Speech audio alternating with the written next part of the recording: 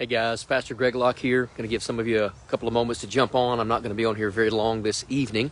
I'm actually walking downtown in Washington, D.C., and I'm headed across this lawn here and across the sidewalk over to a big tent where I'm going to be speaking tonight in about an hour, hour and a half. We'll go live for that as well. I believe the Nealons are singing tonight. Some other folks are going to be speaking, and I'm going to be preaching at the DC Awakening, and so I'm excited about that. But here's the thing that I want to say. It's interesting.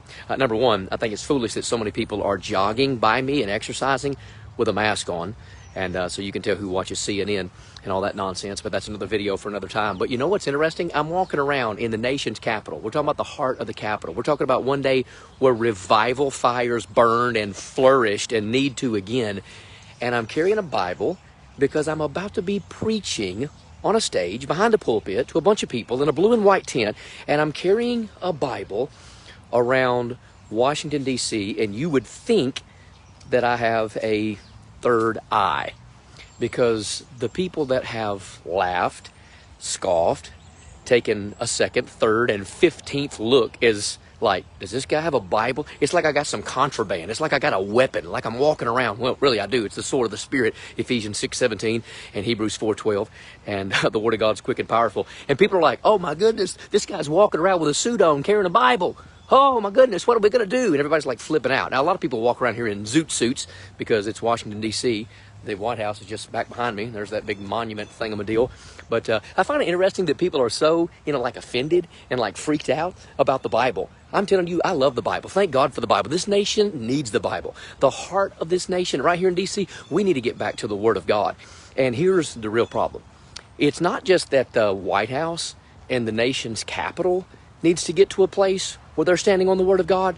I know a bunch of churches and cowardly pastors that need to stand up and once again have some convictions based on the eternal Word of the living God. When you and I and our pea-sized brains are cold dead and 6 feet in the ground, the Bible will still stand like the rock of Gibraltar. And I'm here to tell you, there's a burning in my heart for this book. And so I'm going to walk around here and people think I'm crazy. This guy's carrying a Bible in his hand. Let's call the FBI. Look, I am so sick of a cowardly generation that's afraid to stand up for Jesus Christ. Do you realize, ladies and gentlemen, that my Bible says if you're ashamed of God before men, then Jesus will be ashamed of you before his Father which is in heaven. Now you better figure out right now whose side you're on.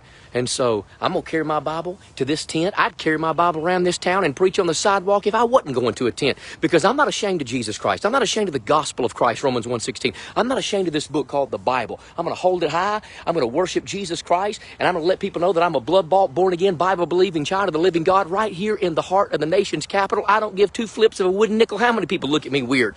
They can cuss, they can laugh, they can say what they want to, but when they're dying, they want somebody like me that has a heart for God and knows a Bible to come to them and tell them what the Word of God says. They're not looking for the left then. They're not looking for agnostics then. They're not looking for atheists then. They're looking for somebody with a heart for Jesus and has a Bible. I'm about to get fired up before I get to my place. I got about a half a mile. I'm going to keep on walking, but I'm here to tell you, it is time that we, if I can say it this way, freak a few people out when it comes to the Bible. Get you a Bible. Carry it with you. It may keep you from going some places. And so I'm walking around, Washington, D.C., and people looking at me like I'm a circus clown, like I've got 45 eyes in my face simply because I hold in my hand a copy of the Bible.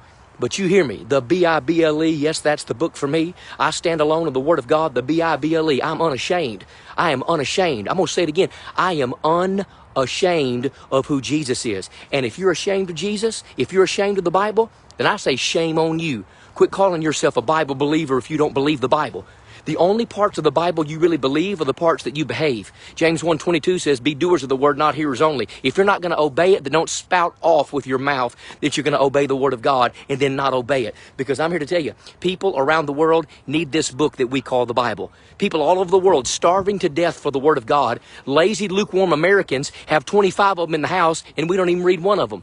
The Bible has become the centerpiece to our living rooms, but it must become the centerpiece to our lifestyles and our livelihoods. And so let's get up and let's get off Facebook every now and again and put our face in the book, get our nose out of the newspaper, get it in the Word of God. And so I'm going to have fun for the next half mile, walking to this big gospel tent tonight, carrying my Bible high in my hand so that people think I've lost my mind. But you better know one thing, I don't care what people think about me at all. I want God to know He has a faithful, bold, courageous servant in Greg Locke. And I trust you'll stand up and stand out, speak up and speak out. Hold that Bible high, get in it, read it, and live it.